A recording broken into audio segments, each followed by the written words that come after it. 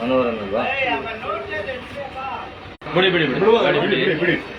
ಗಾಡಿಗೂ ನಮಗೂ ಇದಿಲ್ಲ. ಈಗ ಯಾಲೆ ಒಂದು ಸಾವಿರಾರು ಗಾಡಿಗಳು ಲಕ್ಷಾಂತರ ಬಾರಿ ಬಂದು ಹೋಗಿದೆ. ನಾವು ಅದ್ರ ಇವಾಗ ಹಿಡಿದು ಇಲ್ಲ. ಇವರು ಮನೋಹರ್ ಅಂತೆ. ನಾನು ಈಗಾಗಲೇ ಒಂದು ವಾರ 15 ದಿನದ ಹಿಂದೆ ನಾನು ಕಾಲ್ ಮಾಡಿದ್ದೆ ಅವ್ರಿಗೆ. ನಾನು ಬರ್ತೀನಿ ಇದ್ರ ಹತ್ರ ಸೈಟ್ ಹತ್ರ ಬನ್ನಿ, ನಾನೇ ಫೋನ್ ಮಾಡ್ತೀನಿ. ಅದು ನಾನೇ ಹೋಗಿ ಫೋನ್ ಮಾಡ್ಲಿ ಅಂತ ಕೇಳಿದೆ. ಇಲ್ಲ ಇಲ್ಲ ಇಲ್ಲ ನಾನೇ ಫೋನ್ ಮಾಡ್ತೀನಿ, ನೀವು ಅಲ್ಲಿ ಬನ್ನಿ ಅಂತ ಅಂದ್ರು. ಅವರು ನಾನು ಕೇಳಿದೆ ಸೆಗ್ರಿಗೇಟ್ ಮಾಡಿದೆ ಹೆಂಗ್ ಹಾಕ್ತೀರಾ ಅಂತ ಅಂದ್ಬಿಟ್ಟು, ಇಲ್ಲ ಅವರು ನಾವೇನೋ ಕೆಮಿಕಲ್ ಹಾಕ್ತಿವಿ, ಅದು ಹಂಗೇನೋ ಇದಾಗುತ್ತೆ ಆ ಥರ ಈ ಥರ ಅಂತ ಹೇಳಿ.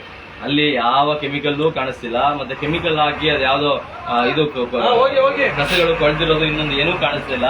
ಮತ್ತೆ ಒಟ್ಟಾರೆ ನಾನು ಹೇಳೋದು, ಇವ್ರೇನೇ ಮಾಡಿದ್ರು ನಾವು ಮುಖ್ಯ ಅದ್ರಲ್ಲಿ ಇರೋದು ಸೆಗ್ರಿಗೇಟ್ ಮಾಡೇ ಮಾಡ್ಬೇಕು ಅಂತಾನೆ ಇರೋದು. ಮತ್ತೆ ಯಾವ್ಯಾವ ವೇಸ್ಟ್ ಏನ್ ಮಾಡ್ಬೇಕು ಅಂತ ಇದೆ. ಅವ್ರ ಸಾಲಿಡ್ ವೇಸ್ಟ್ ಮ್ಯಾನೇಜ್ಮೆಂಟ್ ಒಂದು ನಿಯಮ ಪುಸ್ತಕದಲ್ಲಿ ಅದೆಲ್ಲ ಇರುತ್ತೆ. ಆದ್ರೆ ಅದೆಲ್ಲವನ್ನು ಗಾಳಿಗೆ ತೂರಿ ಇವರು ಇದರದ್ದು ಮಾಡ್ತಾ ಇದಾರೆ. ನಿಮಗೆ ಒಂದು ಬನ್ನಿ ಕೆರೆಯನ್ನ ತೋರಿಸ್ತೀನಿ ಅಂತ ಹೇಳಿದೆ. ಕೆರೆ ನೀರು ಹೇಗಾಗಿದೆ,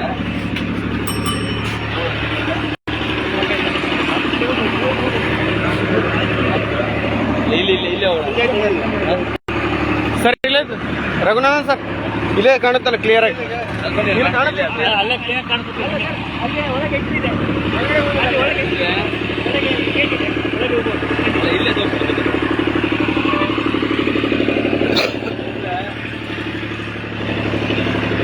ಒಂದು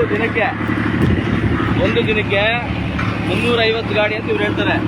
ನಿಜವಾಗ್ಲೂ ಅಷ್ಟೋ ಅದಕ್ಕಿಂತ ಜಾಸ್ತಿ ಹೆಚ್ಚಿಂದು ಅಂತ ನನಗೆ ಗೊತ್ತಿಲ್ಲ. ಆದರೆ 350 ಗಾಡಿ ಇಂಟು ಇದು ಎಷ್ಟು 5 ಟನ್ ಹೇಳಿದವರು, ಎಷ್ಟು ಟನ್ ಹೇಳಿದವರು ಗಾಡಿಗೆ ಎಷ್ಟು ಟನ್ ಹೇಳಿದವರು ಗಾಡಿಗೆ ಎಷ್ಟು ಟನ್ ಹೇಳಿದವರು ಸರ್? ಇದು 10 ಟನ್ 5.5 ಟನ್ನಷ್ಟು ಒಂದು ಗಾಡಿಯಲ್ಲಿ ಕಸ, ಒಂದು ಗಾಡಿಯ ಕಸ 5.5 ಟನ್ ಅಂತ ಹೇಳಿದ್ರು. ಅಷ್ಟನ್ನ ಅಂದ್ರೆ ಒಂದು ಗಾಡಿ 350 ಗಾಡಿ ಪರ್ ಡೇ ಅಂತ ಹೇಳ್ತಾ ಇದ್ದಾರೆ ಅವರು ಅಧಿಕೃತವಾಗಿ. 350 ಗಾಡಿ ಅಂದ್ರೆ ಒಂದು ಗಾಡಿಲಿ 6 ಅಥವಾ 6 ಟನ್ ಅಂತ ಹಾಕೊಂಡ್ರೆ ಎಷ್ಟು ಟನ್ಗಳ ಕಸ ಇಲ್ಲಿ ಬಂದು ಬೀಳ್ತಾ ಇದೆ. ಸೆಗ್ರಿಗೇಟ್ ಆಗಿದೆ. ಇಲ್ಲಿ ನೋಡಿ, ಕೆರೆ ಪಕ್ಕದಲ್ಲಿದೆ ಇದು ನೋಡಿ. ಜನ ಕೂಗಾಳ್ತ ದೂರದಲ್ಲಿದ್ದಾರೆ. ಕೊಡಿ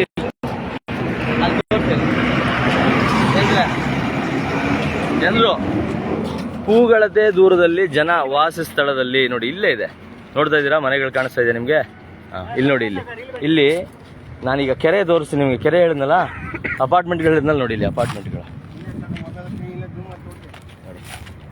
ಅಪಾರ್ಟ್ಮೆಂಟ್ಗಳು ನೋಡಿ. ಇಲ್ಲಿ ಎಷ್ಟು ಅಪಾರ್ಟ್ಮೆಂಟ್ ಇರ್ಬೋದು, ಎಷ್ಟು ಮನೆ ಇರ್ಬೋದು, ಎಷ್ಟು ಅಪಾರ್ಟ್ಮೆಂಟು, ಎಷ್ಟು ಮನೆಗಳಿರ್ಬೋದು ನೋಡಿ. ಇಲ್ಲಿ ಸಾವಿರಾರು ಜನ ಏನು ಹೇಳ್ತೀವಿ ಪ್ರತಿಷ್ಠಿತರು ವಾಸಿಸುವ ಜಾಗದ ಪಕ್ಕದಲ್ಲಿ ಇರುವಂಥ ಕೆರೆ ನೋಡಿ.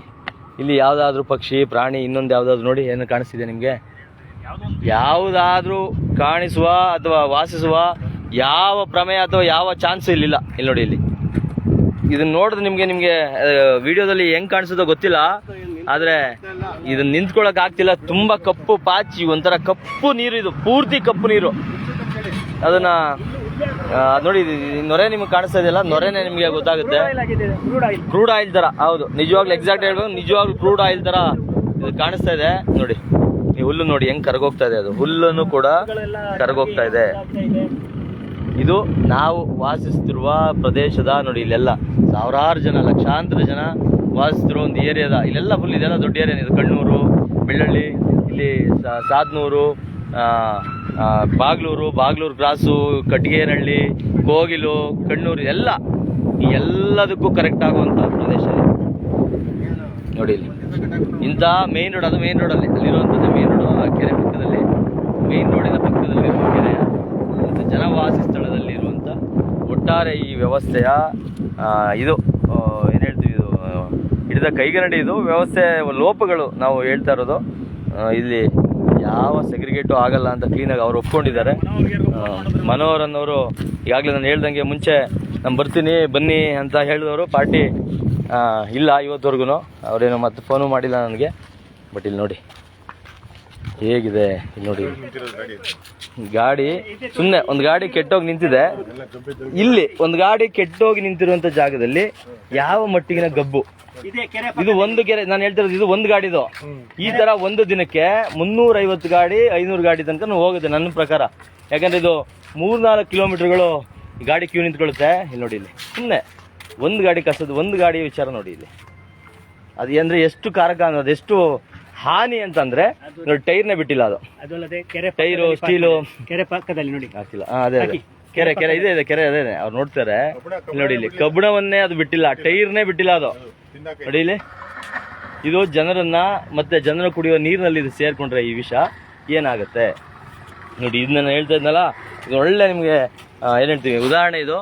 ನೋಡಿ ನೋಡಿ, ಇದು ಟೈರನ್ನೇ ಬಿಟ್ಟಿಲ್ಲ, ಟೈರು ಇಲ್ಲ, ಇದು ರೋಡು ಟೈರು ಯಾವುದನ್ನು ಬಿಟ್ಟಿಲ್ಲ. ಅದನ್ನ ತಿಂದಾಗ್ತಿದೆ ಅಂದ್ರೆ ಈ ವಿಷ ನೀವು ಕುಡಿಯುವ ನೀರೊಳಗಡೆ ಸೇರ್ಕೊಂಡ್ರೆ ಎಷ್ಟು ಏನ್ ಹೇಳ್ತೀವಿ ಹಾನಿಕಾರಕ, ಅಥವಾ ಯಾವ ರೀತಿ ನಿಮ್ಮ ಮುಂದಿನ ಮಕ್ಕಳನ್ನ ಅಥವಾ ಮುಂದಿನ ಒಟ್ಟಾರೆ ಪ್ರಾಣಿ ಸಂಕುಲವನ್ನ ಹೇಗೆಲ್ಲ ಇದು ನಾಶ ಮಾಡಲಿಕ್ಕೆ ಒಂದು ಕಾರಣ ಆಗ್ಬೋದು ಅನ್ನೋದನ್ನ ನಾನು ನಿಮ್ಗೆ ಹೇಳ್ಬೇಕಿತ್ತು ಇವತ್ತು. ಈಗ ನಾವು ಇನ್ನೊಂದು ಅವರು ಇಲ್ಲಿ ಇವ್ರು ಬರ್ತಾರಂತೆ, ಯಾರೋ ಲೋಕಾಯುಕ್ತರು. ತೋರ್ದೆ ಬಿಡಿ